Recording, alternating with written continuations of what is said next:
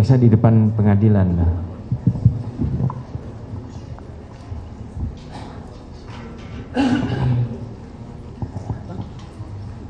Izin yang mulia. Izin yang mulia. Dalam hal ini kita sedang melakukan pra peradilan atas klien kami Peggy Setiawan. Jadi izinkan kami untuk menyebut langsung nama klien kami. Dalam kasus Peggy Setiawan, di daftar DVO yang putusannya sudah ingkrah yang dikeluarkan oleh Pengadilan Negeri Cirebon, itu namanya Peggy alias Peron, dengan ciri-ciri fisik maupun alamat sangat berbeda dengan Peggy Setiawan yang menjadi klien kami. Keberatan di Jawa Barat. Yang mulia, keberatan tadi pertanyaan sudah ditanyakan diulang-ulang. Belum, saya belum masuk Sudah ke pertanyaan. ditanyakan. Belum. Ke pertanyaannya. Ya. Nah, di Jawa Barat ini mungkin ada ratusan bahkan ribuan nama Peggy Setiawan. Kita persempit jadi 5 nama Peggy Setiawan. Nah, apa yang harus dilakukan oleh penyidik demi melakukan penegakan hukum dan menimbulkan rasa keadilan? Apakah cukup dengan mempersangkakan, menangkap dan menahan 1 Peggy Setiawan, atau 5-5-nya harus dipanggil untuk dimintai keterangan? Demikian. Ya, jadi untuk mengusut kasus tersebut, jadi kelima-lima Peggy Setiawan itu mesti diperiksa. Jadi 5-5-nya harus dipanggil, Ya. kemudian diperiksa. Iya. Terima kasih.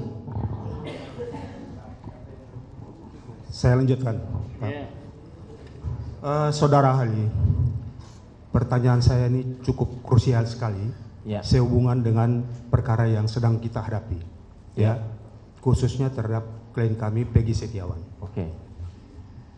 Saya mau tanyakan bahwa apabila seseorang dinyatakan DPO tapi belum dijadikan sebagai tersangka, Ya.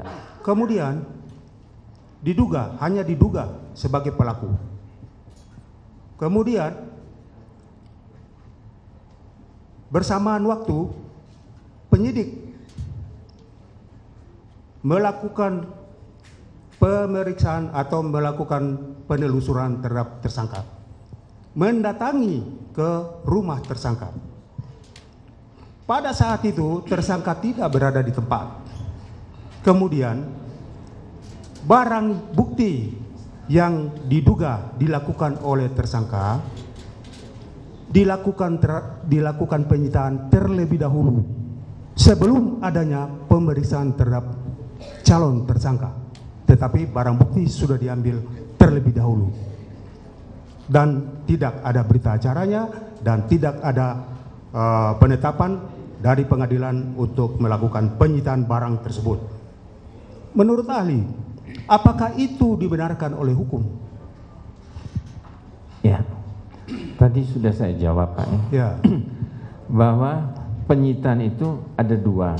Ya. Yang pertama, penyidik mesti ada izin dari pengadilan atau ketua pengadilan untuk melakukan sita. Apabila sita itu sudah dilakukan tapi izin belum ada, maka dalam waktu 3 hari penyidik mesti minta persetujuan dari ketua pengadilan bahwa dia sudah melakukan sita. Ya, betul, Nah, betul. yang ketiga tadi masalah DPO. DPO tadi kan ada 3 katanya. 1 atas nama Peggy Peron. Iya, bukan Peggy Setiawan. Peggy Peron. Iya. Ya. Peggy Peron bukan Peggy Setiawan. Ya. Kenapa yang ditimpakan kepada Peggy Setiawan? Ya. Nah, di sini kalau saya melihat secara objektif bahwa Peggy Setiawan dengan Peggy Peron itu kan beda. Ya. Bukan orang yang sama. Betul, betul. Kalau orang yang sama kan ya ahli mungkin nggak duduk di sini karena orang yang sama ya. Jadi langsung Justru karena beda orangnya kan Peggy Peron dengan Peggy Setiawan kan beda. betul, betul. Kok kenapa kesalahan misalnya Peggy Peron ditimpakan kepada Peggy Setiawan? Pertanyaan saya itu seperti ini, Pak ahli. Ya. Kan penyidik belum tahu bahwa Peggy Peron atau Peggy Setiawan itu sebagai pelaku tindak pidana karena belum diperiksa. Tetapi barang bukti sudah dirampas terlebih dahulu atau disita. Yang tadi itu sita itu tanpa Iya. Ada berita acaranya, tanpa ada penetapan pengadilan, sudah dilakukan penyitaan. Jadi pertanyaan saya, apakah itu dibenarkan oleh hukum? Tidak dibenarkan. Itu yang benar. Saya Tidak catat. dibenarkan Ya. dan itu Oke. kesalahan daripada Siap. penyidik. Kemudian pertanyaan ini berlanjut ini, saudara ahli ya.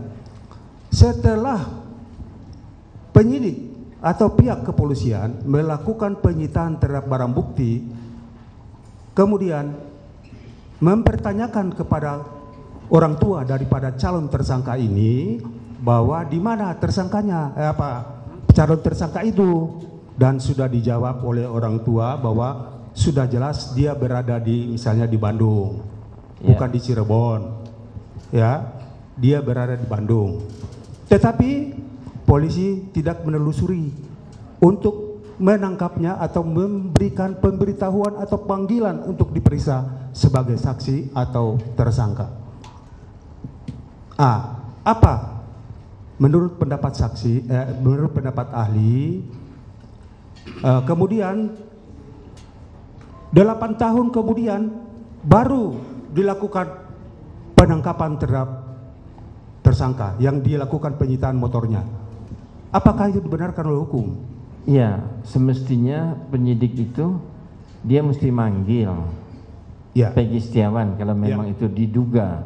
Ya. Mesti dipanggil, dia mesti datang. Ya. Di BAP dulu dia sebagai terlapor atau sebagai tersangka nantinya. Itu maksud saya. Ya, Ya. itu kalau Ya. tidak dilakukan salah tuh. Tahu main tangkap aja gitu kan, main tahan gitu kan penyidiknya kan. Ya. Padahal sejarah atau silsilah kasus ini yang jadi DPO adalah Peggy Perong. Ya. Nah, kenapa kok Peggy Setiawan yang diciduk, yang ditahan? Nah, maka justru penetapan penahanan itu pihak kan menuntut perapit di sini, Iya, Pak. peradilan. Itu Ya. jalannya sudah betul, Ya. sudah betul. Jadi kita mau koreksi kepada penyidik bahwa apa yang dilakukan oleh penyidik itu mungkin tidak betul. Nanti yang memutuskan adalah hakim tunggal dalam kasus ini. Tapi menurut ahli bahwa tindakan seperti itu melanggar hukum ya? Iya, kalau Oke. pendapat Oke. saya begitu. Siap. Ya, terima kasih. Saya tambah dikit, saudara ahli, biar tambah jelasnya ahli. Berarti apa yang disampaikan, yang diceritakan oleh rekan saya tadi, berarti apa memang sekarang nanti diputuskan oleh hakim. Hakim tunggal.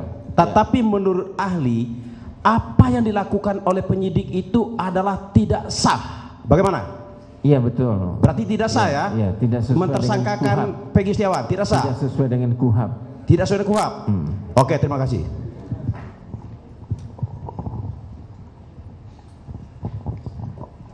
Baik, saya izin bertanya. Menurut pendapat ahli, bagaimana prosedurnya tentang sidik jari seseorang yang erat kaitannya dengan barang bukti? Apakah harus ada sidik jari apakah harus ada sidik jari dalam bukti tersebut? Bukti yang dikumpulkan oleh penyidik.